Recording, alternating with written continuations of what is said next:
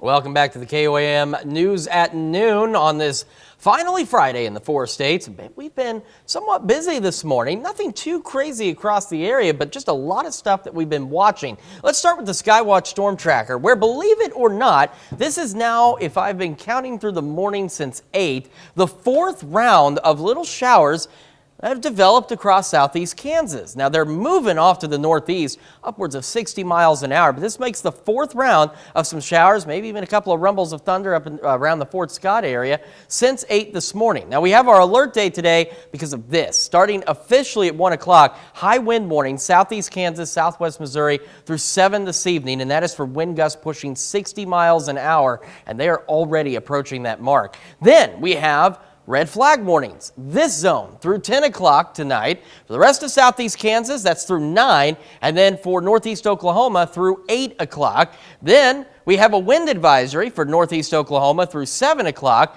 On top of that, what we are thankfully missing out on, but we are definitely thinking about folks out to our east, this massive area of purple is a particularly dangerous situation tornado watch. And you can see just how large of an area that this covers through 8 o'clock. And that is part of this significant severe weather outbreak that they've been forecasting for the last couple of days off to our east. These two pink areas here are the highest severe weather risk levels they can put on this map, and they do not use it very often, but they are anticipating a pretty nasty severe weather outbreak. But you can see back in our area, this slight risk zone still covers parts of southwest Missouri, northwest Arkansas, and a low end risk for parts of southeast Kansas. So the storms that we're watching out to our west could potentially still be strong. That's not looking very likely at this point, but if we did see a strong storm or two, while the tornado threat is not zero, we're not very concerned about that. But these stronger storms, if they get going, which they've been struggling all morning,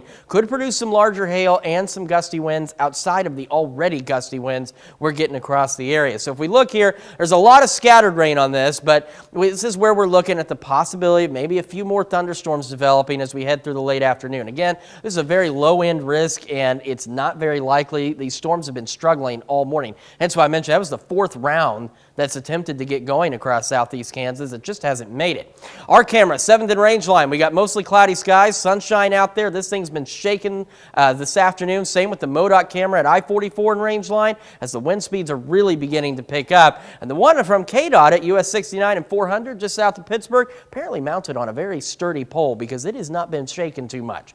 Let's talk about those currents. Warmer than what we were thinking. 76 right now in Joplin. Breeze south-southwest at 31, already gusting near 50, and that's expected to increase as we go into the afternoon. 78 in Iola, 76 Fort Scott, 77 Parsons, Miami, 75 Neosho, Carthage. Just a very, very mild day across the area. Looking to make it into the upper 70s, and by later this afternoon, while we're still breezy, we should be mostly clear. We should also be mostly clear as we head through this evening, and before the cold front gets here, it's not going to be too bad. Once it pushes through, though, we're looking to drop back down to a low of 41. Going through tomorrow, sunny skies and a little bit cooler than what we saw today. So how much cooler is it going to be? Well, 58. So not nearly as warm. 65 Sunday, maybe some evening storms along and south of I-44. And then look at Monday and Tuesday. 80 degrees both days. Maybe an isolated storm or two Monday. We are watching Tuesday very carefully. We've been watching, speaking with Doug on this, we are watching the possibility of some strong to severe storms as we head into Tuesday afternoon and into Tuesday evening. So it's something we've been keeping a close eye on over the last couple of days, and we'll continue to watch as we get closer to Tuesday. But, I mean, it's late March, early April. We're looking at 80-degree weather and some thunderstorm chances. Something that definitely bears watching. Then after that, we drop about 20 degrees back into the 60s for Wednesday and Thursday. All right, well, something to keep our eye on, that's for sure. I like the warmer temperatures, but not necessarily what always comes with them. Exactly. It is springtime in the 4 states, and so we're getting to that point where we're going to start to see a few more opportunities for strong storms across the area. All right, thank you. We'll definitely be keeping an eye on that. Thanks, Chris.